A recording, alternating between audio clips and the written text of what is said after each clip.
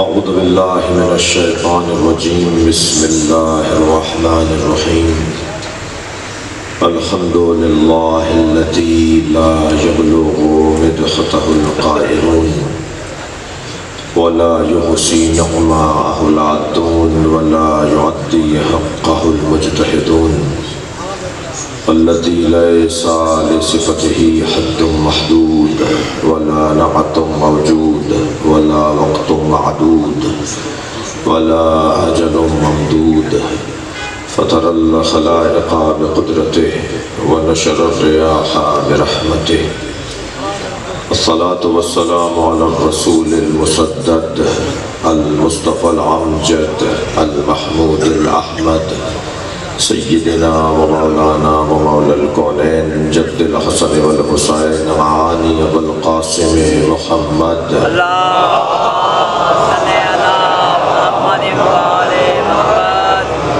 وآله الطيبين الطاهرين المعصومين الذين قال الله إنما يريد الله ليذهب عنكم الرجس أهل البيت ويطهركم تطهيرا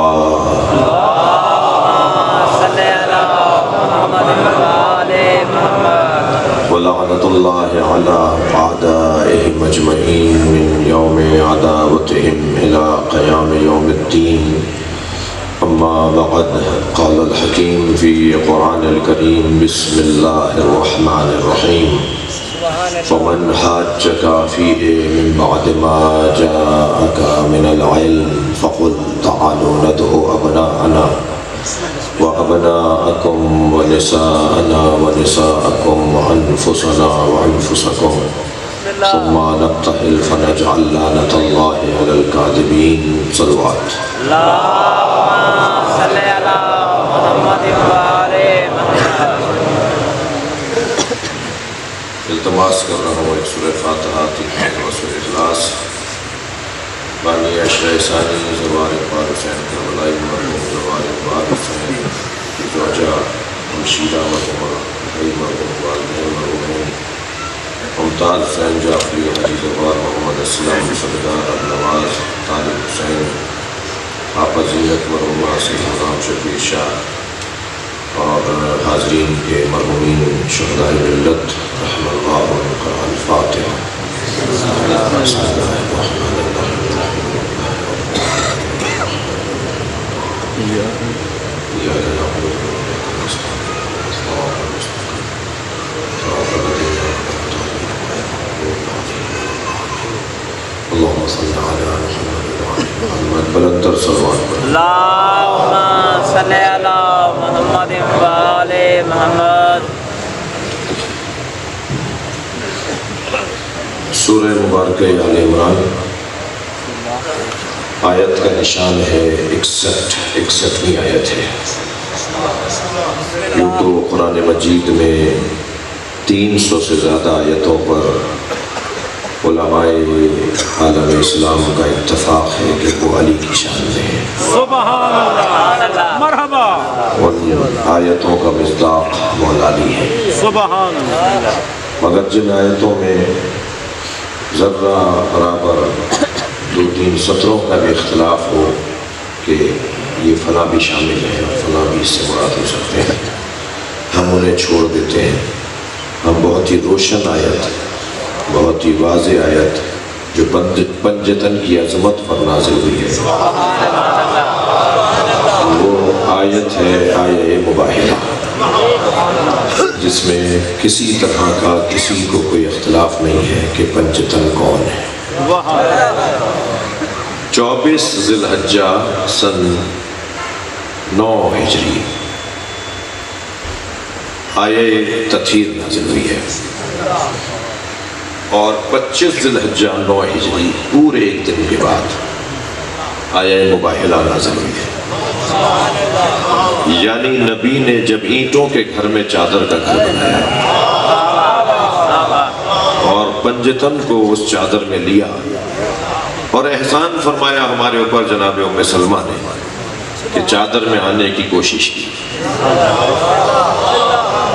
اگر بی بی نے چادر میں آنے کا ارادہ نہ کیا ہوتا تو یہ کیسے پتہ چلتا کہ اہل بیت ہے؟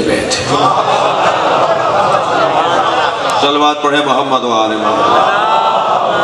صلی علی محمد و آل محمد۔ فرمایا قالت انا منہم، یا رسول اللہ میں بھی ان میں ہوں۔ تو سرکار نے چادر کا کونا کھینچ کے فرمایا انت علی الخیر لا، تم خیر پر ہو مگر ان میں نہیں ہو۔ پنجتن اہل بیت ہے، سب کا مقام اپنی جگہ پر، مگر اہل بیت کے مقام پر کوئی نہیں ہے۔ یہ ایک ایسی عقیدت کی بات ہے کہ جس پہ دلیل بھی ہے اور عقل بھی مانتی ہے۔ پروردگار عالم نے اس گھرانے کو جو عظمت دی ہے اس میں کوئی دو باتیں نہیں ہیں سوائے اس بات کے کہ ہمیں آج نہیں کل ماننا ہے۔ بہتر یہ ہے کہ آج تحقیق کر کے مان لیں، ورنہ کل اللہ منوائے گا۔ صلوات پڑھے ذرا محمد و آل محمد۔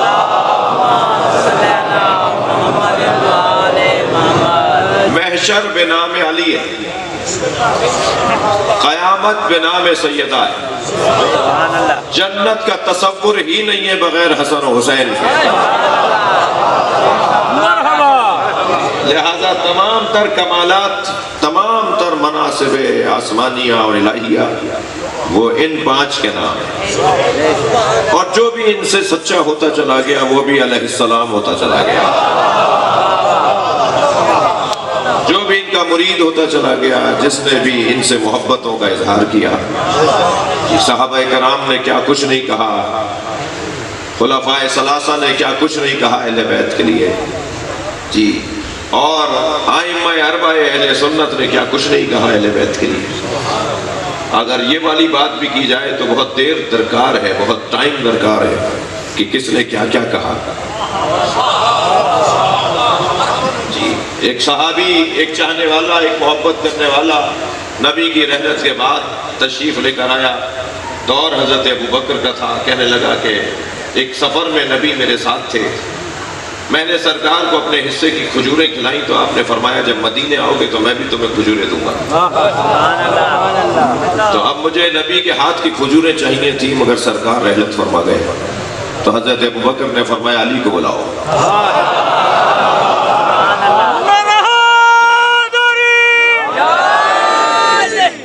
مولا کائنات تشریف فرما ہوئے تو فرمایا یا علی، نبی نے اس سے کہا تھا کہ میں بھی اپنے ہاتھ سے تمہیں کھجوریں دوں گا، تو آپ اپنے ہاتھ سے اسے کھجوریں دے دیں۔ بھائی تھوڑا بولیے گا اگر بات صحیح جا رہی ہو تو مولا امیر المومنین نے چند مشت کھجوروں کی اس کو دی، اس نے کھجوریں دی اور رخصت ہو گیا۔ تو ایک چاہنے والے نے کہا کہ یا حضرت یہ کام تو آپ بھی کر سکتے تھے، علی سے ہی کیوں یہ کام کروایا، آپ بھی چند مشت کھجوریں کچھ مٹھیاں بھر کے دے دیتے، یہ آپ نے علی کو بلا کر کھجوریں کیوں دلوائیں؟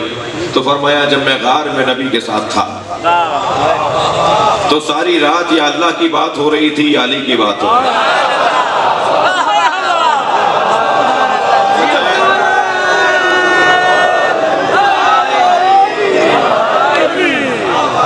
وہ جو باتیں علی کے بارے میں نبی نے کی، ان میں سے ایک بات یہ نبی نے کی کہ اِنَّ کفی و کفا علی فی العدل سوا، میرا ہاتھ اور علی کا ہاتھ عدالت میں ایک جیسا ہے۔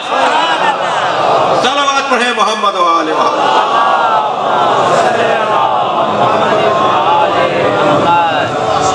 لہذا اگر علی دے گا تو گویا نبی نے دیا ہے۔ علی کے ہاتھ کی گرفت اور نبی کے ہاتھ کی گرفت ایک ہے۔ سبحان اللہ، توجہ کر لیا آپ نے؟ دور حضرت عمر کا ہے، ایک بچہ مقدمہ لے کر آیا عدالت میں، اس کا فیصلہ اس کی مرضی پر نہیں ہوا۔ یہ تو ہوتا ہے، ہر ایک کا فیصلہ اس کی مرضی پر تو نہیں ہوگا، لیکن فیصلہ کچھ ایسا تھا کہ وہ مولا کے دروازے پر آ گیا اور علی سے مدد مانگی۔ قصہ یہ تھا کہ ایک باپ مرتے ہوئے اپنا چھوٹا نوزاد اور ایک کم سن بچہ اپنے بھتیجے کو دے کے جا رہا ہے۔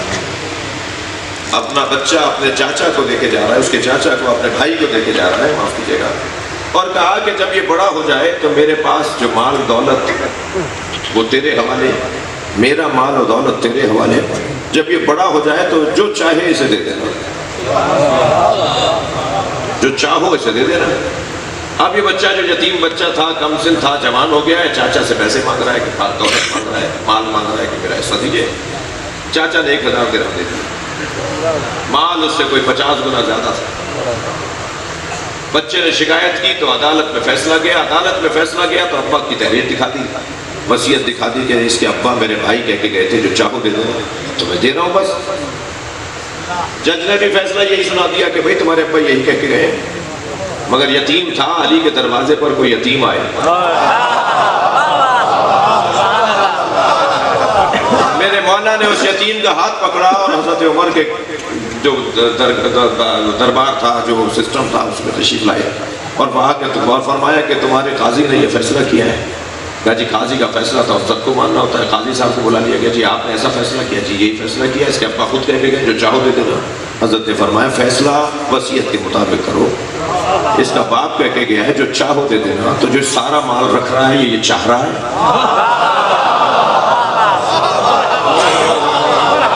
یہ اس بچے کو ملنا چاہیے، جو دے رہا ہے یہ نہیں چاہ رہا، یہ اسے دے دینا چاہیے۔ صلوات پڑھ حضرت محمد و آل محمد۔ اس سے اچھی صلوات پڑھ سکتے ہیں آپ۔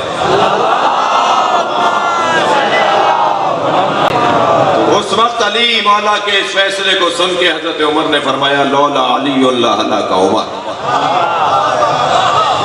اگر علی نہ ہوتے تو عمر ہلاک ہو گئے ہوتے۔ لہذا بات آگے جائے تو کوئی ایک مرحلہ بتائیے جس میں علی نے مشکل کشائی نہ کی ہو۔ جناب مولانا اسحاق صاحب تو یہ کہتے ہوئے چلے گئے کہ تینوں دوروں میں بھی علی ہی خلیفہ تھے، اس لیے کہ خلافت کا مطلب کرسی اور منصب نہیں ہے بلکہ سفارت ہے اور نمائندگی ہے، اور پہلے 3 دوروں میں بھی نبی کے نمائندے کو علی کہتے ہیں۔ ہر بات میں علی سے مشورہ تھا، توجہ ہے، ہر بات میں ایک صلوات اور پڑھ لیں محمد۔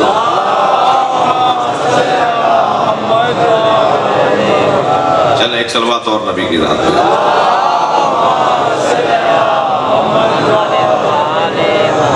توجہ ہے، بات آگے بڑھے تو ائمہ اربعہ نے بھی، حضرت امام اعظم ابو حنیفہ نے، امام مالک نے، امام شافعی نے، امام حنبل نے، ان سب نے اہل بیت کی عظمت کا اقرار کیا ہے، بلکہ ان کا یہ عقیدہ تو آج مسلمانوں تک پہنچا ہے کہ اگر کوئی اہل بیت کا احترام نہ کرے، ان کی تعظیم نہ کرے تو وہ مومن ہی نہیں۔ مومن ہونے کے لیے لازم ہے کہ اہل بیت کی تعظیم کی جائے۔ تو یہ میرا مقدمہ اگر ختم مان لیں تو تمام مان لیں تو آیت کا ترجمہ سن لیں۔ ارشاد ہو رہا ہے فمن حاجک فیہ من بعد ما جاءک من العلم۔ میری خوش قسمتی ہے کہ ترجمہ نہیں کر رہا، میری خوش قسمتی ہے کہ مجلس میں جوانوں کی تعداد زیادہ ہے، اور ان جوانوں کو دیکھ کر مجھے ایک حوصلہ ملتا ہے کہ کچھ کہہ دوں، بزرگوں سے دعا لے لوں اور جوانوں کو کچھ سمجھا دوں۔ فمن حاجک فیہ من بعد ما جاءک من العلم، علم آ جانے کے بعد اگر کوئی کٹ حجتی کرے، زدم زدہ کرے، بحثم بحثی کرے، تسلیم نہ کرے، تو میرے حبیب کہہ دو فقل تعالو، کہہ دو ہم بلا لاتے ہیں اپنے بیٹوں کو، تم بلا لاؤ اپنے بیٹوں کو، ہم بلا لاتے ہیں اپنی بیٹیوں کو، تم لے آؤ اپنی بیٹیوں کو۔ اب ترجمہ کریں نا، ہم لاتے ہیں اپنے جیسوں کو، تم لے کر آؤ اپنے جیسوں کو، ثم نبتہل، اور اس کے بعد ہم مباہلہ کریں گے، فنجعل لعنت اللہ علی الکاذبین، اور طے کریں گے کہ اللہ کا تعلق کس سے ہے، اللہ کس کی سنتا ہے۔ ہم اللہ سے کہیں گے کہ جھوٹے پہ لعنت کر، تو اللہ کی لعنت ہم جھوٹے پر بھیجیں گے، تو جو جھوٹا ہوگا اس پہ اللہ کی لعنت آئے گی، اور طے ہو جائے گا کہ اللہ کس کے ساتھ ہے۔ کتنا کھلا پیشکش اور کتنا کھلا مقابلہ ہے۔ عزیزان گرامی میں پھر ترجمے کے ساتھ تفسیر کرنا چاہوں گا. فَمَنْ حَاجَّكَ فِيهِ مِنْ بَعْدِ مَا جَاءَكَ مِنَ الْعِلْمِ، علم آ جانے کے بعد اگر کٹ حجتی کوئی کرے. بند کر دو اس کو، نہیں لائٹ بند کر دو. توجہ ہے.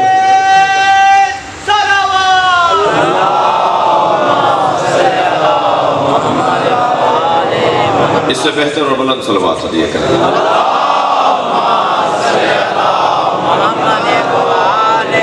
آپ اس سے اچھی اور صلوات پڑھ سکتے ہیں.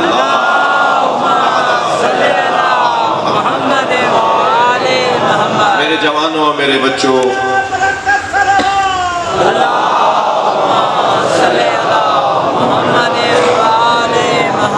ضدیت اور بحثم بحثی اور تسلیم نہ کرنا اور بات نہ ماننا یہ جوانی کی نشانی نہیں ہے. جوان یعنی جستجو کرنے والا، جوان یعنی تحقیق کرنے والا.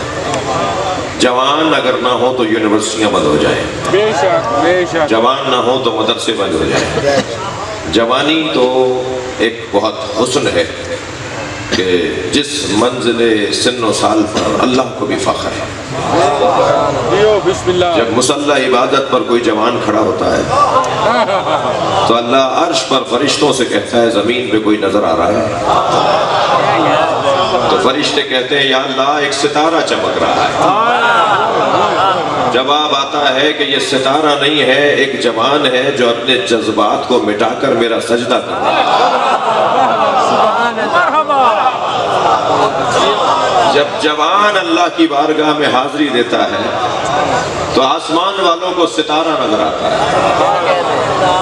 کیا حسن ہے اس جوانی میں کہ جس کے ہاتھ میں مفاتیح الجنان ہو،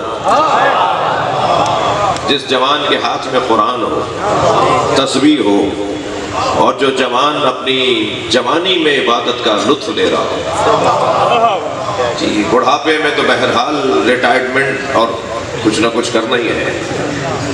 حسن یہ ہے کہ اس وقت میں اللہ کو یاد کرو جب تمہیں یاد کرنے کو بہت کچھ ہے. سبحان اللہ. لہذا جوان ضدی نہیں ہوتا. علم آ جانے کے بعد بحث کرنا، ضدیت کرنا یہ جوانی کی علامت نہیں. خاص طور پہ جوانوں کو کہہ رہا ہوں تاکہ یہ ناراض بھی ہوں گے تو کچھ ہوگا نہیں. بزرگوں سے ناراضگی تو بددعا لینی نہیں ہے. دلیل تلاش کیا کرو اور اطمینان کے ساتھ، جذباتیت نہیں. آستینیں لوٹنے والا جوان نہیں ہوتا. جوان وہ ہوتا ہے جو بردبار ہو، سمجھدار ہو. یہ خون کی گرمی کسی صہیونی یہودی پر نکالنا، کسی سنی اور کسی شیعہ پہ نہ نکالنا. کسی مسلمان پر یہ خون کی گرمی نہ نکلے، بلکہ آپس کا پیار، آپس کی محبت. اگر یہ جوان ہو جائے نا سامنے تو پھر اس جوان کو حق ہے کہ پھر یہ قصیدہ پڑھے لا فتح الا علی.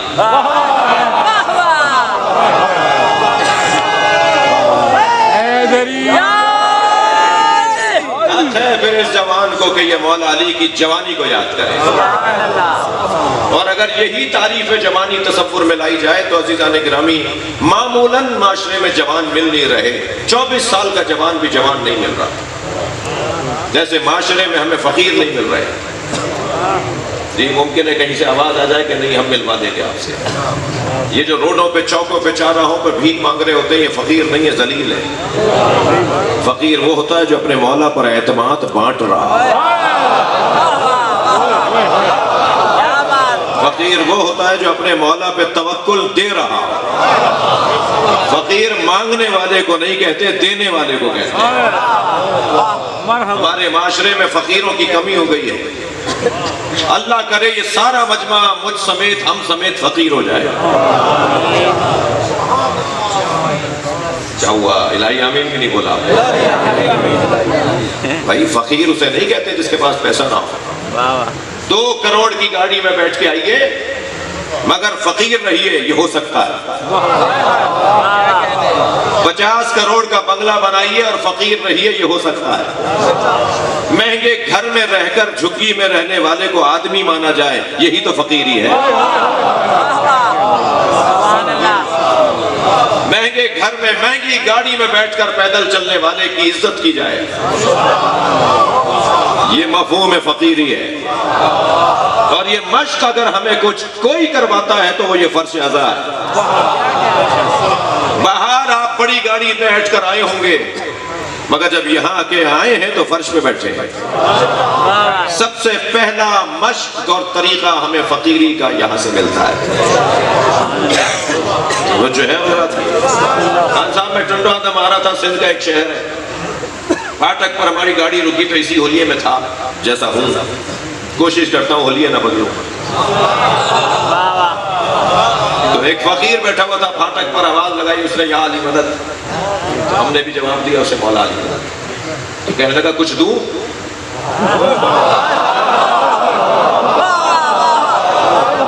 یقین جانیے میں نے گاڑی رکوا دی، میں نے کہا جی پہلا فقیر ملا ہے۔ میں نے کہا جی عطا کیجئے۔ کہنے لگا زہد کی تعریف پتہ ہے کیا ہے؟ زاہد کسے کہتے ہیں؟ میں نے کہا آپ بتائیں گے؟ یہی ہوتا ہے سیکھنے کا طریقہ، ہمیشہ بولا نہیں جاتا۔ میرے مولا امام موسیٰ کاظم علیہ السلام کی خدمت میں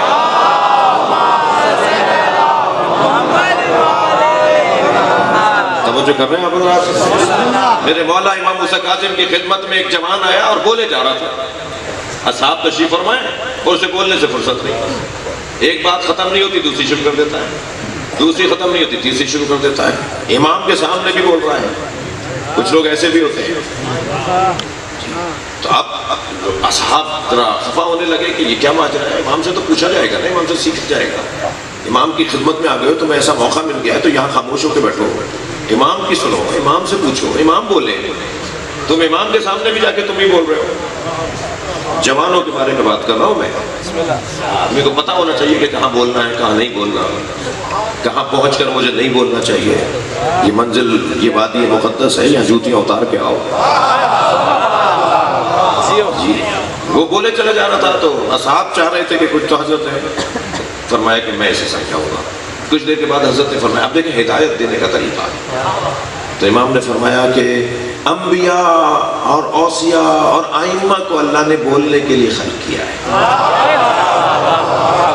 صلوات پڑھے ذرا محمد و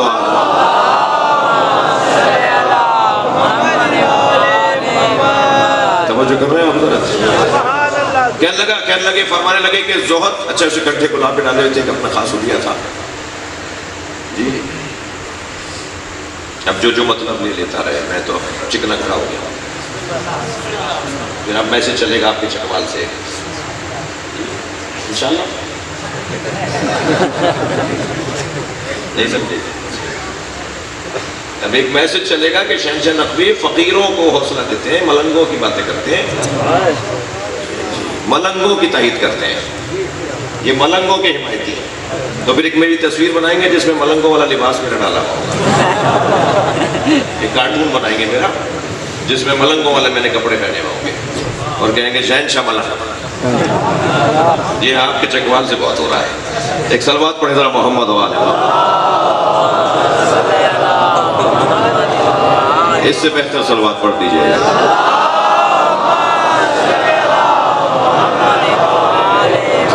تو مجھے تو تبلیغ کرنی ہے، میں تو ایک چھوٹا ادنا فقیر حقیر سے کہ مبلغ ہوں۔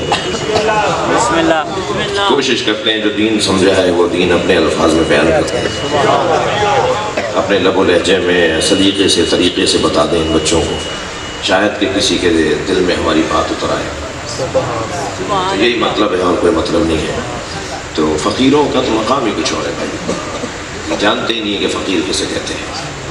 اللہ کرے ہم سب فقیر ہو جائیں، اللہ کرے ہم سب کو احساس فقر ہو جائے۔ ہم ایسے فقیر ہیں کہ اگر یہ انگوٹھا ہمارا کٹ جائے نا تو ان 2 انگلیوں سے بٹن بھی نہیں لگا سکتے، اتنے فقیر ہیں۔ کوئی اور لگائے گا بٹن؟ وہ ہے جو غنی ہے کہ جو ہمارا سہارا ہے۔ کہنے لگے زہد کی تعریف پتہ ہے کیا ہے؟ میں نے کہا جی بتائیں، عطا کریں۔ تو انہوں نے مجھے زہد کی تعریف میں کہا کہ زہد کی 7 منزلیں ہیں۔ زہد کی، فقیروں سے بات کر رہا ہوں اس لیے آپ ناراض نہ ہو، زہد کی 7 منزلیں ہیں. پہلی منزل کو ذات کی نفی کہتے ہیں. اپنی ذات کی نفی کرو، یہ پہلی منزل ہے زاہد بننے کے لیے. اور ابھی زاہد بننا تو بہت دور کی بات ہے. بہت بڑا نام میرے بچوں اور جوانوں نے سنا ہوگا، آیت اللہ محمد حسین طباطبائی، صاحب تفسیر المیزان، صاحب کرامت عالم دین. ان کے استاد ان سے بھی بڑے صاحب کرامت سید علی قاضی طباطبائی، روزانہ قبرستان جاتے ہیں، مردوں سے بات کرتے ہیں. یہ کرامت تھی ان کے اندر. تو ان کے پاس ایک درویش آیا کشکول لے کر. آج کل وہ کشکول والے بھی درویش نہیں مل رہے، اصلی کشکول بھی نہیں ملتا. اصلی کشکول تو ہوتا ہے اس میں اگر کوئی ڈال کے زہر ڈال کے کھلائے تو وہ کشکول زہر ختم کر دیتا ہے. فقیروں کی اولاد ہو تو مجھے پتا ہے کچھ فقیروں کی بات ہے. تو وہ کشکول لے کر آیا سید علی قاضی طباطبائی رحمۃ اللہ علیہ کی خدمت میں اور کہا کہ مجھے اپنا شاگرد بنا لیجیے. انہوں نے کہا جی ہمارا شاگرد ہونے کے لیے ہمت چاہیے، تھوڑا دیکھتے ہیں، کچھ دیر بتاتے ہیں تمہیں، کچھ دیر. تو وقت آ گیا مولا علی کو سلام کرنے کا. روزانہ مولا کی درگاہ میں بارگاہ میں نجف میں جاتے ہیں سلام کرنے. کہنے لگے چلو چلتے ہیں مولا کو سلام کر کے آتے ہیں، میرا وقت ہے مخصوص، میں اتنے بجے ہی پہنچتا ہوں، حاضری لگانے کا وقت ہے. تو کہا میرے ساتھ چلو. آتے راستے میں آ کر اسے احساس ہوا کہ کشکول ان کے گھر چھوڑ کے آ گئے. کہنے لگے حضور کشکول آپ کے گھر چھوڑ دیا ہے، میں واپس جا رہا ہوں لینے کے لیے. کہا نہیں ساتھ آؤ. کہا نہیں اس کے بغیر میرا گزارا نہیں ہے. کہنے لگے اسی کو دنیا کہتے ہیں، جب چاہو ہاتھ اٹھا لو، اسی کو زہد کہتے ہیں. اگر یہ ساری سہولتیں ہماری پیروں کی زنجیریں بن جائیں تو یہ دنیا ہے. دنیا یہ ہے کہ میں کسی کے آگے مجبور ہو جاؤں. یہ میرا جملہ تکراری ہے، اگر برا لگے تو معاف کر دیجیے گا. ہم سب مجلس میں جوتیاں اتار کے بیٹھے ہیں، کوئی جوتیاں پہن کے نہیں بیٹھا ہوا. علی نے جوتیوں کا نام دنیا رکھا ہے. ہم اپنی دنیا باہر چھوڑ کر آتے ہیں. کوئی ایسی چیز یہاں لے کر نہیں آتے جو ہماری دنیا کی ہو. ذات کی نفی کو زہد کہا جاتا ہے. میں ان بچوں اور جوانوں سے کہہ رہا ہوں کہ کوشش کرو کہ دنیا سے محبت نہ ہو. اللہ نے دنیا تمہارے لیے بنائی ہے، تمہیں دنیا کے لیے نہیں بنایا. یہ تمہاری پیر میں جوتیوں کی طرح رہے تو ہنر ہے. میرے بچوں جوانوں، پیسوں کو اگنور کر کے دیکھو. 3 مرتبہ مشق کرو حلال پیسہ، حرام تو ویسے ہی ہاتھ نہیں لگانا. حلال پیسے کو ہاتھ نہ لگاؤ، اپنا پیسہ بھی ہو تو دلچسپی نہ دکھاؤ. 3 دفعہ مشق کر کے دیکھو. میں تمہیں ممبر کی قسم کھا کے کہتا ہوں ساری دنیا تم پیسوں سے خالی نہیں رہو گے. پیسہ تمہارے کے چکر کاٹا کرے گا اور تمہیں اس سے پیار ہی نہیں ہوگا. میں علی والوں سے بات کر رہا ہوں جی. دنیا فمن حاجک فیہ من بعد، تھک تو نہیں گئے میری باتوں سے. فمن حاجک فیہ من بعد ما جاءک من العلم، جو علم آ جانے کے بعد بھی زدہ کرے تو پھر میرے حبیب ان سے کہہ دو، فقل کہہ دو، تعالو ندعو ابنانا، ہم اپنے بیٹے لاتے ہیں، تم اپنے بیٹے لے آؤ. ہم اپنی بیٹیاں لاتے ہیں، تم اپنی بیٹیاں لے آؤ. ایک صاحب کی آواز میرے کان میں آئی کہ نساء کا ترجمہ آپ نے بیٹی کیوں کیا ہے؟ نساء تو عورتوں کو کہتے ہیں، ترجمہ ٹھیک کیجئے. تو تمہیں جتنی عربی آتی ہے اس سے کم صحیح، مگر مجھے بھی آتی ہے. قرآن مجید میں جب بھی ابن کے ساتھ لفظ نساء آئے گا تو ترجمہ بیٹی ہوگا، عورت نہیں ہوگا. اگر ایک جگہ پر تم نے یہ ترجمہ کیا ہوا ہے کہ بیٹے کے ساتھ جب لڑکی عورت کا ذکر آئے، ابن کے ساتھ اگر نساء کا لفظ آئے تو ترجمہ تم نے بیٹی کیا ہے، تو یہاں کیوں نہیں کر رہے؟ اس لیے کہ سیدہ کی عظمت ہے. یذبحون ابناءکم ویستحیون نساءکم. قرآن کی آیت کے اندر لکھا ہوا ہے کہ بیٹوں کو ذبح کرتے تھے تمہارے بیٹوں کو اور بیٹیوں کو چھوڑ دیتے تھے. تو وہاں نساء کا ترجمہ تم نے بیٹی کیوں کیا ہے؟ وہاں بھی تو نساء کا لفظ ہے، مگر تم نے قرینے کے مطابق ترجمہ کیا کہ اگر لفظ ابن کے ساتھ نساء آئے تو ابن کے ساتھ نساء آیا ہے تو ترجمہ بیٹی ہوگا، عورت نہیں ہوگا. جب ایک جگہ قرینے کے مطابق ترجمہ ہے تو یہاں بھی ترجمہ کرو. نبی فرما رہے ہیں، اللہ کہلوا رہا ہے نبی سے، کہہ دو کہ ہم اپنے بیٹے لاتے ہیں، تم اپنے بیٹے لاؤ. ہم اپنی بیٹیاں لاتے ہیں، تم اپنی بیٹیاں لاؤ. میرے بچوں ضد میں نہ پڑو کہ 4 بیٹیاں تھیں یا 3 تھیں یا 1 تھی. بہت روشن بات ہے، مباہلے میں ایک ہی آئی ہے. صلوات پڑھیں محمد و آل محمد.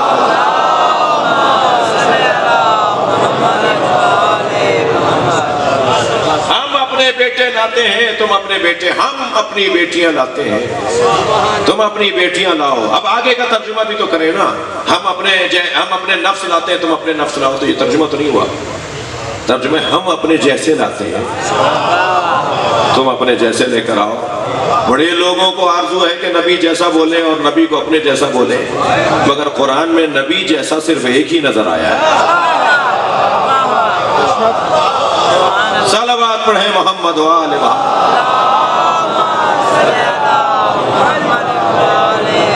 اور وہ مولا علی کی ذات ہے. سبحان اللہ. بات آگے بڑھے. دیکھیے قرآن میں ایک آیت ہے جس میں اللہ نے اپنے حبیب سے بات کی، فقاتل فی سبیل اللہ ولا تکلف الا نفسک. اے میرے حبیب اللہ کی راہ میں قتال کریں، تلوار چلائیں، کافر حربی کو ماریں. جو مسلمانوں کی راہ میں اور اسلامی تعلیمات کی راہ میں رکاوٹ ہے اس کافر کو آپ قتل کریں. قتال اور ہے، جہاد اور ہے. اہل علم سے مخاطب ہو. جہاد ضروری نہیں ہے کہ تلوار چلے تو جہاد کہلائے. بعض اوقات قلم چلنے کو بھی جہاد کہتے ہیں. اللہ کی خوشنودی میں زبان چلے تو اسے بھی جہاد باللسان کہتے ہیں. اللہ کی خوشنودی میں اگر قدم چلے تو اسے جہاد مع النفس کہتے ہیں. اگر خواتین اپنا کردار ادا کریں تو اسے جہاد المرأہ کہتے ہیں. تو جہاد تو بڑا وسیع مضمون ہے. تلوار کے بغیر بھی جو کوششیں اللہ کی راہ کے لیے ہوں، اللہ کی خاطر ہوں، وہ جہاد ہے. اس وقت میں بھی ایک جہاد کی کیفیت میں ہوں، آپ بھی اس وقت جہاد کی کیفیت میں ہیں. میرا بولنا جہاد ہے، آپ کا سننا جہاد ہے. اور جب جہاد مسلسل رہتا ہے تو کامیابیاں نصیب ہوتی ہیں. تو یہاں لفظ جہاد نہیں آیا ہے. تلاگنگ کے مومنین علمی گفتگو سننا چاہ رہے ہیں. یہاں لفظ جہاد نہیں آیا ہے کہ جس میں گنجائشیں نکل جائیں کہ اللہ نے فرمایا کہ وجہد جہاد کریں، اور اللہ کی راہ میں تو ممکن ہے کہا جا رہا ہو کہ صاحب تقریر کریں، تبلیغ کریں، قلم چلائیں، کوئی بھی کام جو اللہ کی راہ میں کر سکتے ہیں وہ جہاد ہے. لیکن یہاں لفظ قتال ہے. قتال کا مطلب صرف اور صرف تلوار چلانا ہے. یعنی لفظ قتال اگر آئے گا، قاتل کا لفظ آئے گا، فعل امر ہے. قاتل فی سبیل اللہ، قتال کیجئے، تلوار چلائیے اللہ کی راہ میں. تو صرف اور صرف تلوار چلے گی. میرا اتنے بڑے معتبر مجمع سے سوال ہے کہ 80 جنگیں سرکار نے لڑی، کتنی جنگوں میں تلوار چلائی؟ ایک بندہ نبی کے ہاتھ سے کافر مرا ہے، نبی نے تو تلوار چلائی نہیں. اور جو رحمت للعالمین ہو اس کے ہاتھ میں تلوار جچتی بھی نہیں ہے. جو تلواریں آسمان سے آتی تھی، جو تلواریں گفٹ میں تحفے میں ملتی تھی، وہ اسے دے دیتے تھے جو تلوار چلاتا تھا. بھائی تھک رہے ہیں میری باتوں سے، تھوڑا گردن ہلاتے رہیے گا، بات جا رہی ہے. تو یہ جو نبی نے کبھی تلوار نہیں چلائی، تھکے نہیں ہیں تو بات کروں.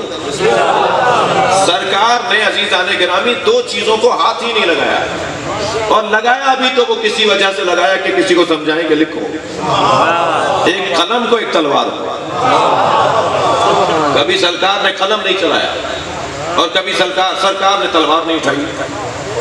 قلم اس لیے نہیں چلایا، اس لیے نہیں چلایا کہ معاذ اللہ آپ کو لکھنا نہیں آتا تھا.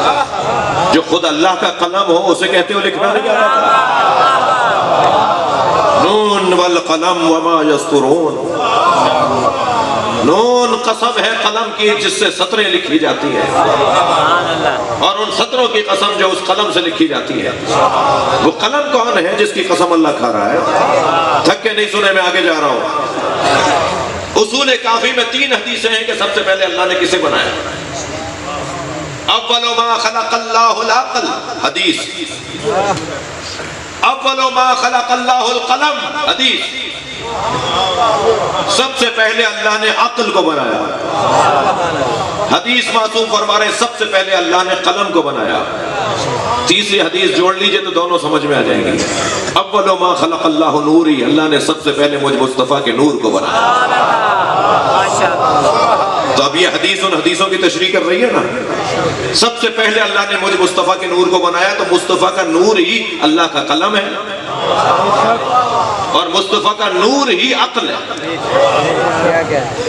تو یہ تینوں حدیثیں ایک دوسرے کو سمجھا رہی ہیں. سب سے پہلے اچھا اگر طالب علم تشریف فرمایا تحقیقی مقالے لکھنے والے بیٹھے ہیں تو ایک موضوع دے رہا ہوں. حدیثوں میں اول من اس سے متعلق جتنی حدیثیں انہیں جمع کیجئے. سب سے پہلی چیز اور پھر انہیں جمع کر کے دیکھیے کہ کیا جمال بنتا ہے, کیا حسن سامنے آتا ہے. اول من یشہد ان لا الہ الا اللہ محمد الرسول اللہ علی ولی اللہ. اول حجر یشہد من اشہد ان لا الہ الا اللہ. پہلا پتھر جس نے کہا لا الہ الا اللہ محمد الرسول اللہ علی ولی اللہ وہو عقیق. پتھروں میں سب سے پہلا پتھر جس نے اللہ رسول اور علی کی ولایت کا اقرار کیا ہے. یہ ایسے ہی آپ کے ہاتھوں کی زینت نہیں ہے, اس کی عزت بڑھی ہے جب اس نے مولا کا نام لیا ہے. اولو من کتب بالقلم, حدیث سنا رہا ہوں, مولانا کو ہدیہ کر رہا ہوں. اولو من کتب بالقلم وہو ادریس. سب سے پہلے قلم سے جس نے تحریر لکھی وہ حضرت ادریس ہے. نہیں ایسے نہیں سناؤں گا, تھوڑا سا آپ مجھے بتائیے کہ سن رہے ہیں. اولو من کتب بالقلم وہو ادریس علیہ السلام. سب سے پہلے جس نے قلم تراش کر قلم روشنائی میں ڈبو کر قلم سے کام کیا وہ حضرت ادریس ہے. اولو من کتب بالقلم وہو ادریس. بتا رہا ہوں کیا لکھا, نہیں ایسے نہیں بتاؤں گا. اول من کتب بالقلم وہو ادریس. اول من کتب بالقلم وہو ادریس. اول من کتب بالقلم وہو ادریس کتب علی.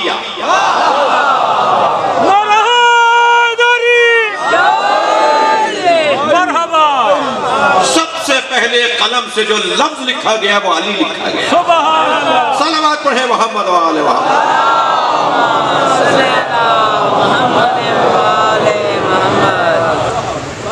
توجہ کر رہے ہیں بھائی. میں نے انہیں ساجد بھائی کو کہہ دیا تھا کہ 11 بجے کے بعد آؤں گا, تو ناراض کو بیٹھے ہیں آپ. میں تو اپنے وقت پر آیا ہوں. پہلے تو غصہ اتاری ہے کہ میں لیٹ نہیں آیا ہوں. مجھے پتا ہے میں نفسیات کا بھی کچھ نہ کچھ جانتا ہوں. وہ مجھے ابھی فرما رہے تھے مجھ سے پہلے جو مجھ سے اچھا پڑھ رہے تھے اور میرے بہت ہی عزیز, وہ فرما رہے تھے کہ جی 2 گھنٹے پڑھ لیا آپ کی وجہ سے.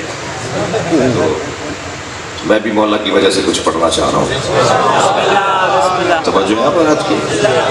تو سب سے پہلا اثر اول من بڑی حسین وادی ہے جس کے اندر اگر آپ جائیں گے تو بہت کچھ نصیب ہوگا. بات آگے بڑھے, بات آگے بڑھا رہا ہوں, اور وہ یہ کہ نبی جیسا اگر کوئی ہے تو وہ مولا علی. اللہ لا نبی آبادی, بس علی یہ بات رہے کہ میرے بعد کوئی نبی نہیں ہے. ہم مولا علی کی نبوت کے قائل نہیں ہیں, ہم خاتم الانبیاء نبی مکرم محمد مصطفیٰ کے قائل ہیں. اور ویسے بھی آپ لوگوں نے تو فیصلے کر دیا, لا الہ الا اللہ محمد الرسول اللہ کے بعد علی ولی اللہ پڑھ کر کسی بھی آنے والے نبی کا دروازہ بند کر دیا. اب کوئی نبی نہیں آئے گا, ہم نبی آنے ہی نہیں دیں گے. صلوات پڑھے ذرا محمد و آل محمد. کوئی اگر نبوت کا دعویٰ بھی کرے گا تو سب سے پہلے علی والے کھڑے ہوں گے. ہم ختم نبوت کے بڑے مدافع ہیں.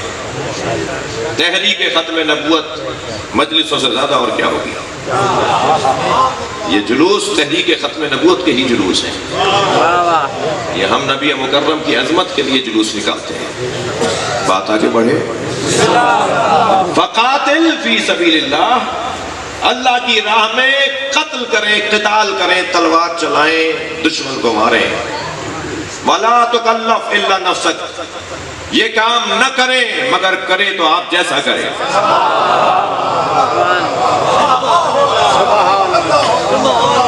نبی نے تو تلوار ہی نہیں اٹھائی نا, تو قرآن کہہ رہا ہے آپ تلوار اٹھائیں. اور ساتھ میں کہہ دیا تلوار اٹھانے کے لیے آپ جیسا کرے گا. تو نبی کو حکم ہے، عمل علی کر رہے ہیں. اسی کو کہتے ہیں نفس مصطفیٰ. یہی عنوان ہے نفس رسول ہونے کا. توجہ کر لی آپ نے؟ میدان میں اترتے ہیں، نبی مکرم سے حوصلہ لیتے ہیں. مولا کائنات ہے، مشکل کشا ہے. وہ علی جس کی پناہ میں سب جاتے ہوں، وہ یہ کہتا نظر آئے کہ جب کوئی جنگ مجھ پہ سخت پڑتی تھی تو میں نبی کی پناہ میں چلا جاتا تھا. نبی مجھے حوصلہ دیتے تھے. جنگ احد میں جب مولا کائنات ایسے لڑ رہے ہیں جیسے لشکر کے ساتھ لڑ رہے ہوں، اور ایک جگہ خود فرما دیا کہ میں لشکروں کی بنیاد پہ نہیں لڑتا. لو اجتماع العرب علی قتالی، فرماتے ہیں اگر سارا عرب مجھے مارنے آ جائے، لما واللہ تو پشت دکھا کر نہیں جاؤں گا، میدان چھوڑ کر نہیں جاؤں گا. وہ جو تنہا بھی لڑے تو لشکر کی طرح لڑے. جنگ احد میں سب چلے گئے تھے، 13 صحابہ کرام رہ گئے تھے رضوان اللہ تعالیٰ علیہ.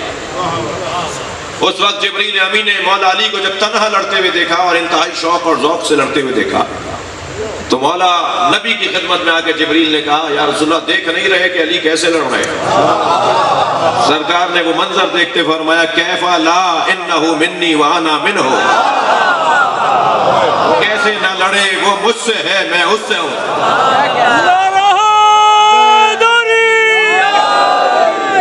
یہ منیت کا کیا مفہوم ہے، یہ منیت کا کیا مطلب ہے، یہ جبریل جانتے تھے. جب سرکار نے فرمایا نا کیفا لا انہو میں اس سے ہوں، تو بے ساختہ جبریل نے کہا انا منکما، اور میں آپ دونوں سے ہوں. میں ہوں تو آپ سے ہوں. وہ علی بن ابی طالب جو نفس مصطفیٰ بن کر ہر جگہ موجود. عزیزان گرامی، حضرت ابو طالب نے اپنے بچوں کو شجاع بنایا، اور بچہ بھی ایسا جس کا نام ہی علی ہو، جو علم میں بھی علی ہو، جو تقوی میں بھی علی ہو، جو شجاعت میں بھی علی ہو، جو عبادت الہیہ میں علی ہو. اور عبادت الہیہ میں تو ایسا علی ہے کہ ہر ولی اس کے دروازے پہ کھڑا نظر آئے. کوئی دنیا کا ولی نہیں ہے جو علی مولا کا گھڑا نہ بھرتا ہو، جو مولا علی کی خدمت میں نہ رہتا ہو. خدمت بڑھے گی تو ولایت بڑھے گی. اللہ اکبر. الہی کفا بی فخرا ان تکون علی ربا. یا اللہ مجھ علی کا سب سے بڑا فخر یہ ہے کہ تو میرا رب ہے. الہی کفا بی عزا ان اکون لک عبدا. یا اللہ علی کی سب سے بڑی عزت یہ ہے کہ وہ تیرا بندہ ہے. الہی انتا کما احب فجعلنی کما تحب. یا اللہ مجھے ایسا بنا دے جیسا تو چاہتا ہے. یہ تینوں جملے تو نبیوں کے ہاں بھی ملتے ہیں، مگر ایک جملہ علی کا علی جملہ ہے. فرمایا الہی انتا کما احب، تو ایسا ہی اللہ ہے جیسا میں چاہتا ہوں.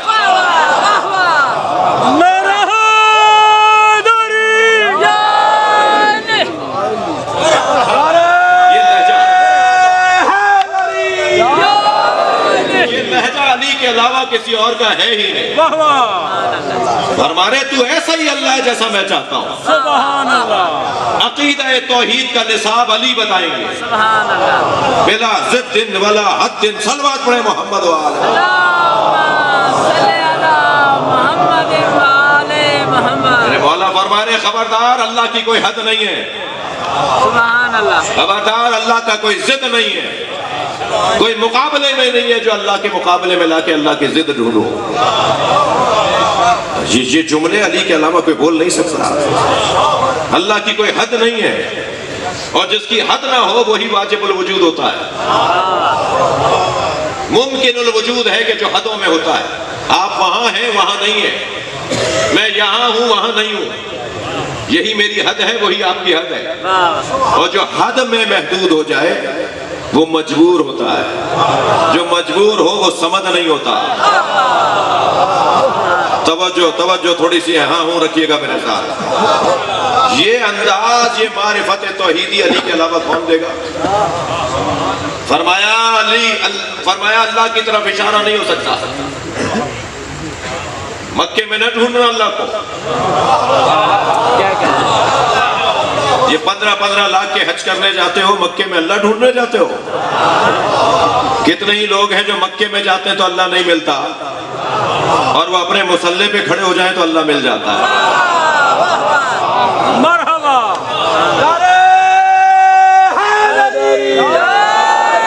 اللہ کو ڈھونڈنے کے لیے صحراؤں میں نہ جاؤ، دروں میں نہ بھٹکو، اللہ کو ڈھونڈنے کے لیے اپنے من میں جھانکو، سبحان اللہ، اپنے اندر جھانکو، تمہیں اللہ نظر آئے گا۔ سنوریہم آیاتنا فی الآفاق وفی انفسہم، ہم اپنی آیتوں کو پوری کائنات میں بکھیریں گے اور یہ 6 فٹ کے انسان میں رکھیں گے، حتی یتبین لہم انہ الحق، یہاں تک کہ اس پر خود واضح ہو جائے گا کہ اللہ ہے۔ اور اپنا چہرہ تو دیکھ لو، اپنے وجود کو تو دیکھ لیں جی۔ سبحان اللہ۔ کیسے سمجھیں؟ ہمارے اندر سے مولا سمجھا رہے ہیں، مولا کے خطبے کی شرح کر رہا ہوں۔ علی کا پسندیدہ مضمون، پرانے بیٹھے ہوئے لوگوں کو بھی میں زیارت کر رہا ہوں جو مثال 70-80 سال ہو گئے ہیں، انہوں نے حافظ کفایت صاحب کو بھی سنا ہوگا، انہوں نے اظہر حسن زیدی صاحب کو بھی سنا ہوگا جی، بشیر فاتح ٹیکسلا کو بھی سنا ہوگا، علامہ رشید ترابی کو بھی سنا ہوگا۔ ایسا ہی ہے، ان سارے ایسے ہیں نا، ان سارے خطیبوں کے اندر ہر خطیب کے قبضے کے کچھ مضمون ہوتے تھے۔ علامہ رشید ترابی کا سجدہ، خطاب کا عنوان سجدہ، سجدے والی جو تقریر ہے نا ان کی، ایک تقریر سے کوئی 10 جلدی کتاب لکھی جائے، اتنا مواد ہے ایک خطاب کے اندر، اتنے پہلو ہیں کہ اگر ایک ایک جملہ علامہ رشید ترابی کا نکالے اور اس پہ تحقیق شروع کر دیں تو ایک ایک جلد بن جائے گی۔ یقین، علامہ رشید ترابی کی ایک پورا خطاب ہے یقین پر، یقین کسے کہتے ہیں۔ علامہ اظہر حسن زیدی نے مباہلہ کتنا اچھا پڑھا، حافظ کفایت صاحب معراج کتنی اچھی پڑھتے تھے، لوگ خواہش کرتے تھے کہ جی معراج سنائیے گا، اس سالوں سے معراج پڑھ رہے تھے پھر بھی ان سے کہتے تھے معراج سنائیے گا، تکرار نہیں ہو رہی ہوتی تھی، ایک نیا پہلو، ایک نیا انداز۔ میں ان بعض بچوں سے بھی کہوں گا یہ نہیں کہا کرو کہ خیبر و خندق کب تک پڑھیں گے، جب تک قرآن ہے پڑھیں گے، سبحان اللہ، کیونکہ یہ واقعات قرآنی واقعات ہیں، خیبر و خندق کے واقعات، بدر و احد کے واقعات، یہ قرآنی واقعات ہیں، تو قرآن ہے تو پڑھیں گے بھائی۔ اب یہ تو نہیں کہ کوئی ایک ہی طرح کی بات، پہلو نکالیے نا، گوشے نکالیے، جیسے جیسے شعور بشر بڑھتا جا رہا ہے ایسے ایسے گوشے اور پہلو بھی تو اور کھلتے چلے جا رہے ہیں نا، ایسا ہی ہے۔ تو عزیزان گرامی، علی مولا کا پسند کا مضمون کیا تھا؟ امراء الکلام ہے بھائی، یہ کلاموں کے امام ہیں جی، زبانیں ان سے سیکھتی ہیں کہ بولنا کیا ہے۔ میں ایک حدیث پڑھ رہا تھا، اس کے اندر ہے کہ نبی اور ائمہ اہل بیت کے فضائل میں ایک فضیلت یہ ہے کہ ینطقو بلغات کثیرہ، حدیث کا جملہ، ینطقو بلغات کثیرہ۔ ائمہ اہل بیت کے فضائل کا ایک باب یہ ہے کہ وہ مختلف زبانوں میں بولنے کا ہنر رکھتے تھے، ہر زبان جو سامنے آئے گا اس سے بات کریں گے۔ ہندوستان سے ایک وفد آیا تو امام علی نقی نے ان کے بیٹھنے سے پہلے ہندی میں گفتگو شروع کر دی، ہندی زبان میں مولا نے گفتگو شروع کی۔ تو ایک چاہنے والے نے کہا کہ مولا آپ کو ہندی زبان آتی ہے؟ تو حضرت نے فرمایا دنیا میں جو زبان بولی جاتی ہے وہ ہمیں آتی ہے۔ تو میں اس کی تشریح پڑھ رہا تھا، مولانا بڑی حسین جملہ لکھا، ایک عارف نے، ایک بزرگ نے، وہ فرمانے لگے کہ زبانیں خواہش کرتی تھیں کہ اہل بیت ہم سے بولیں۔ صلوات پڑھیں محمد و آل محمد۔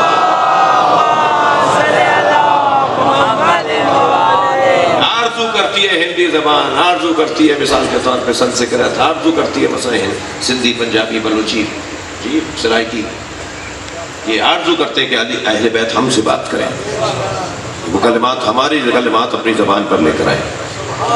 تو مولا کا پسندیدہ مضمون کیا تھا؟ مولا جس مضمون پر خوش ہو کر تقریر کرتے ہیں، کوئی کہے تو صحیح وہ ہے عقیدہ توحید۔ بڑی عنایت آپ بول رہے ہیں میرے ساتھ۔ عقیدہ توحید پر علی بولتے ہیں، اور بڑے دل سے بولتے ہیں، بڑے چاو سے بولتے ہیں، بڑے سچ کے بولتے ہیں۔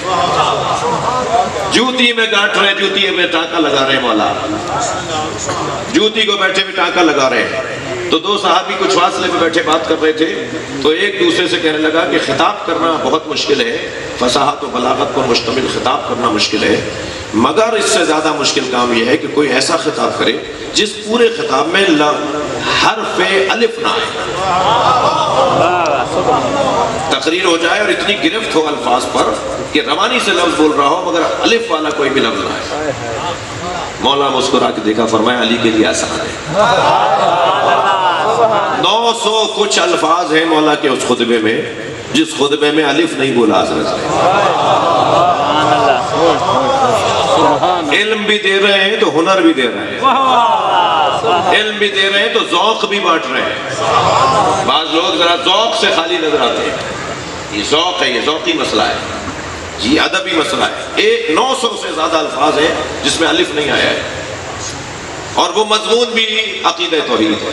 سبحان اللہ، یعنی مضمون بھی مشکل جو ہمارے لیے مشکل ہے، اور علی کے لیے سب سے آسان ہے۔ جی اسی لیے تو بولا نا علی نے، علی کے لیے بہت آسان معذرہ تھا وہ، اور پسندیدہ مضمون۔ ایسے ہی حضرت بیٹھے ہوئے اپنی ابا کے اندر پیبند لگا رہے تھے، رفو کر رہے تھے اسے ابا، تو یہی دونوں دوست قریب آ کے بیٹھے اور کہنے لگے کہ خطاب کرنا بہت آسان ہے اور الف کے بغیر خطاب کرنا بہت مشکل تھا، مگر علی مولا نے خطاب کیا۔ کوئی ایسا خطاب بھی سنے جس میں نقطہ ہی نہ ہو۔ مولا مسکرائے، مولا نے فرمایا یہ بھی علی کے لیے آسان ہے۔ 1000 سے زیادہ الفاظ کا خطبہ ہے مولا کا، جس میں کوئی لفظ ایسا نہیں لے کر آئے جس میں نقطہ آتا ہو۔ ایسے یہ دیوانے نہیں بیٹھے علی کے۔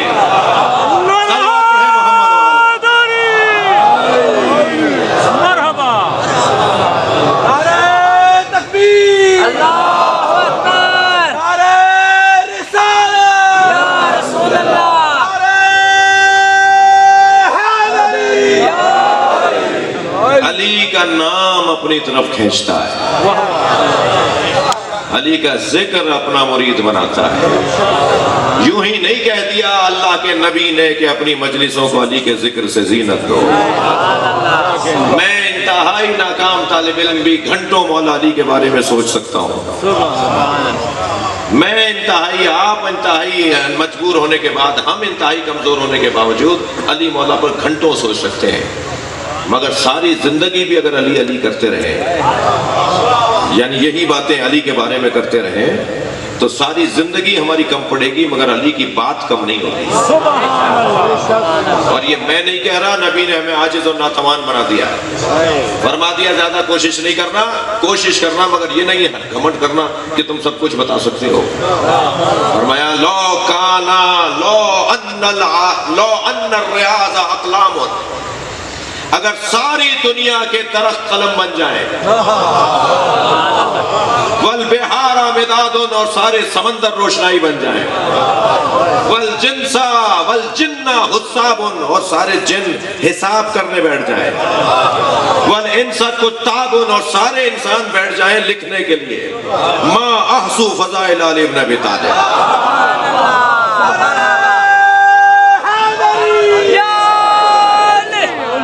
علی کے فضائل کو گنتی میں نہیں لا سکتے۔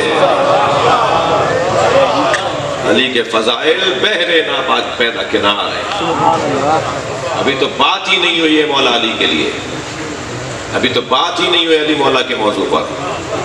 نہج البلاغہ کا ایک ایک جملہ اگر ہم ایک ایک عشرے کا مضمون بنا لیں تو جملے کی گہرائی زیادہ ہے، عشرے کے دن کم ہے۔ ایک ایک جملہ مولا کا، ایک ایک فقرہ علی بن ابی طالب کا، توجہ کر رہے ہیں؟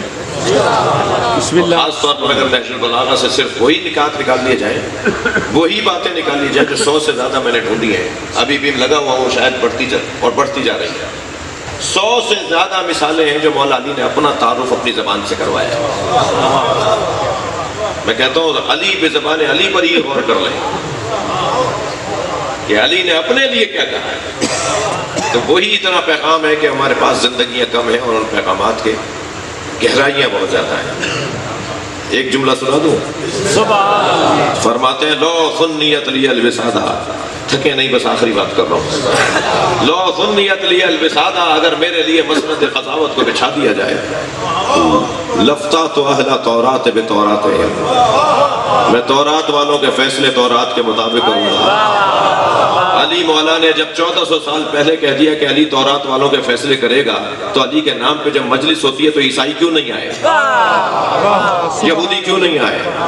میں انجیل والوں کے فیصلے انجیل کے مطابق کروں گا، میں زبور والوں کے فیصلے زبور کے مطابق کروں گا۔ جب علی نے 1400 سال پہلے کہہ دیا تو علی کے مریدوں کو دروازہ بند نہیں کرنا کسی کے لیے۔ جب علی 1400 سال پہلے کہہ رہے ہیں میں انجیل والوں کے فیصلے کروں گا، کہہ دیتے انجیل منسوخ ہو گئی، میں تو قرآن والوں کے فیصلے کروں گا۔ مگر علی مسیحیوں کو جینے کا رستہ دے رہے ہیں، علی مسیحیوں کو زندگی گزارنے کا رستہ دے رہے ہیں، پیغام امن دے رہے ہیں، بھائی چارے کا پیغام دے رہے ہیں، انسانیت کی بنیاد پر محبت کا سلیقہ سکھا رہے ہیں۔ آپ چاہیے، لاہور میں میں نے 2000 مسیحیوں کا ماتمی دستہ دیکھا جو زنجیر زن تھے۔ سندھ میں ہندو ماتم کر رہے ہیں، 2 ہندوؤں کے گھر کی تو میں خود مجلس پڑھتا ہوں، بانی ہندو ہوتا ہے، کہہ دوں گھٹے ہوئے دماغ والوں سے اثر لے کر کے نہیں پڑھوں گا، جو ہمارے یہاں تنگ نظر لوگ ہیں ان سے اثر لے کے کہہ دوں ہندو کو کہ تمہارے یہاں مجلس نہیں پڑھوں گا۔ علی مولا نے رستہ دیا ہے عیسائیوں کو جینے کا، یہودیوں کو جینے کا، فرمایا قرآن والوں کا فیصلہ قرآن کے مطابق کروں گا، اور انجیل پکار کے کہے گی جو فیصلہ میرا ہے وہی علی کا ہے، اور تورات پکار کے کہے گی جو فیصلہ علی کا ہے وہی میرا ہے۔ اللہ اکبر، علی علی ہے۔ اور عزیزوں یہ بھی طے ہے کہ جتنی عظمتیں زیادہ ہوتی ہیں اتنی مصیبتیں زیادہ۔ مولا علی کا زیارت نامہ ضرور پڑھیے گا، اس میں سلام کر رہے ہیں معصوم مولا کو، سلام ہو اولا مظلوم،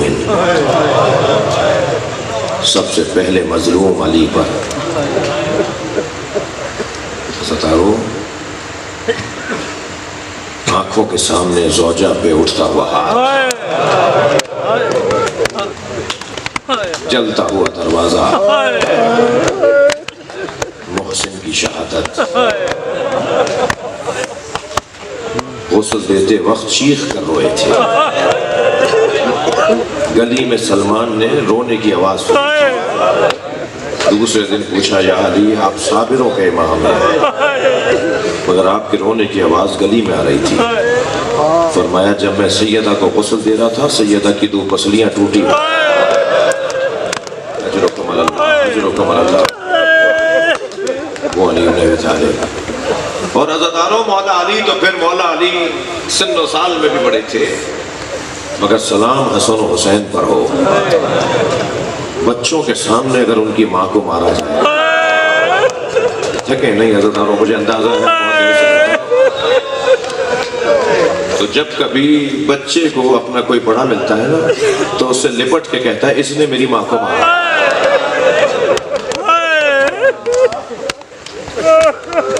میرے ایک ملنے والے نے مجھ سے کہا کہ ان کا ان کی زوجہ سے تناؤ چل رہا تھا، ایک دوسرے سے تکرار چل رہی تھی، اور ایک دن تکرار اتنی ہوئی کہ کہتے ہیں مجھے غصہ آیا اور میں نے انہیں ایک تماچا مار دیا۔ 3 دن کے بعد مجھے احساس ہوا کہ مجھے اپنی بیوی کو نہیں مارنا چاہیے تھا، میں نے اپنی زوجہ سے معافی مانگنا چاہیے کہ مجھے معاف کر دو میں نے تمہیں مارا۔ تو کہنے لگی آئندہ کبھی ایسا ہو غصے پہ قابو نہ پا رہے ہوں تو اتنا ضرور خیال کیجیے گا میرے بچوں کے سامنے نہ مارے۔ جب آپ مجھے مار رہے تھے میری بیٹی دیکھ رہی تھی، وہ 3 دن سے بخار میں ہے اور بس ایک ہی بات کرتی ہے اماں آپ کو بابا نے مارا۔ سنیں گے عزادارو، امام حسن مدینے کی ایک گلی سے نہیں گزرتے تھے، اجرکم اللہ اجرکم اللہ، امام حسن مدینے کی ایک گلی سے رستہ بدل دیتے تھے۔ جب کسی نے پوچھا تو فرمایا میں گزر رہا تھا ماں کے ساتھ، کسی نے میری ماں پہ ہاتھ اٹھایا، اجرکم اللہ اجرکم اللہ۔ مجلس میرے حصے کی ہو گئی عزیزانو۔ اگر اب تک کا بیان مجھے میرا کسی کو سمجھ میں نہ آیا ہو تو ذرا کربلا آ جائیے، زینب پہ ہاتھ اٹھایا جائے، سکینہ پہ ہاتھ اٹھایا جائے۔ وہ منظر بڑا سخت تھا کہ جب بابا کے جنازے سے سکینہ کو اٹھایا گیا، عزیزانو کیسے اٹھایا گیا تھا مجھ سے بیان نہیں ہوگا، مگر اتنا ضرور ہے کہ مڑ مڑ کے بابا کا لاشا دیکھتے گئے اور بار بار کہتے رہی الوداع الوداع، بابا میں نے آپ کو اللہ کے حوالے کیا۔ عزیزانو آپ کے رونے کی آوازیں بلند ہیں، 3 جنازوں پر غسال روئے ہیں، ایک زہرا کا جنازہ، ایک سکینہ کا جنازہ۔ غسالہ روتی بھی باہر آئی، امام سجاد سے کہنے لگی آپ کی بہن کو کیا بیماری تھی؟ امام نے فرمایا میری بہن کو کوئی بیماری نہیں تھی، کہ میں نے جب کرتا علیحدہ کیا ہے تو بدن نیلا ہے۔ امام کی آنکھوں میں آنسو آ گئے، فرمایا تازیانوں کے نشان، میری بہن پر کہاں کہاں ہاتھ نہیں اٹھائے۔ اور تیسرا جنازہ سنیں گے عزیزانو، وہ ہے امام زین العابدین کا جنازہ۔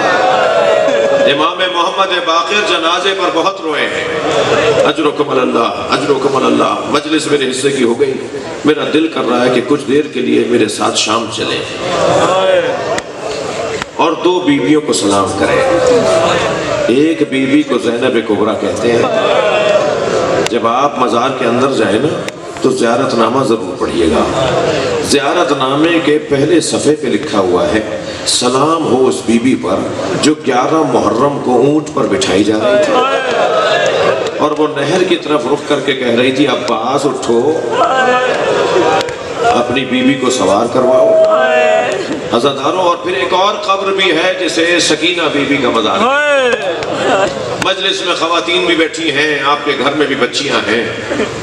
جناب رباب کا بڑا حوصلہ تھا، بیوی کے پاس 2 ہی کمائیاں تو تھیں، ایک علی اصغر ایک سکینہ، ایک کو اجلا سا کرتا پہنا کر بال جھنڈولوں میں کنگھی کر کے آنکھوں میں سرما لگا کر امام حسین کی گود میں دے دیا اور پیشانی کا بوسہ دیتے ہوئے کہا اگر دادی زہرا نے جنت میں پوچھا کہ تمہاری ماں نے منہ کیوں نہیں دھلایا تو کہہ دینا میری ماں کے پاس پلانے کو پانی نہیں تھا۔ بڑا جگر تھا اس بیوی کا، بڑا حوصلہ۔ امام فرماتے ہیں مجھے وہ گھر اچھے لگتے ہیں جن گھروں میں رباب اور سکینہ نامی عورتیں ہوتی ہیں۔ رباب نے وفاداری کا حق ادا کر دیا، امام حسین کی گود میں علی اصغر دیا اور جب حسین لاشا لے کر آئے نا تو امام حسین سے یہ نہیں کہا کہ میرے بچے کو تیر لگ گیا، بلکہ عجیب جملہ کہا میرے والی تم بچے کی خاطر پانی کیوں مانگ رہے تھے؟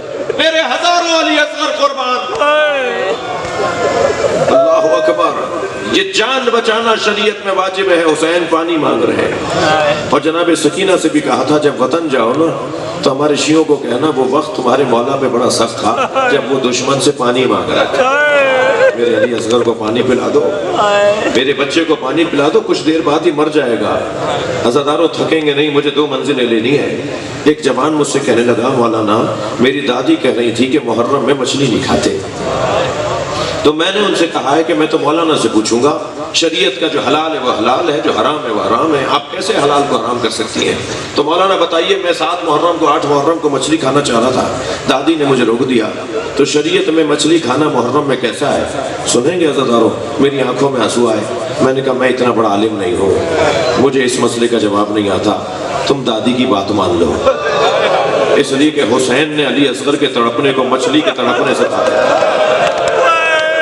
دیکھ نہیں رہے میرا بچہ مچھلی کی طرح تڑپا، کبھی منہ کھولتا ہے کبھی منہ بند کرتا ہے۔ اجرکم اللہ اجرکم اللہ۔ ایک میرے دوست ہندوستان کے رہنے والے مجھ سے کہہ رہے تھے کہ روز عاشور ان کے امام بارگاہ سے تعزیے کا جلوس نکلتا ہے جو کربلا میں جا کے ختم ہوتا ہے، بنارس کی کربلا میں، ہندوستان کا شہر بنارس۔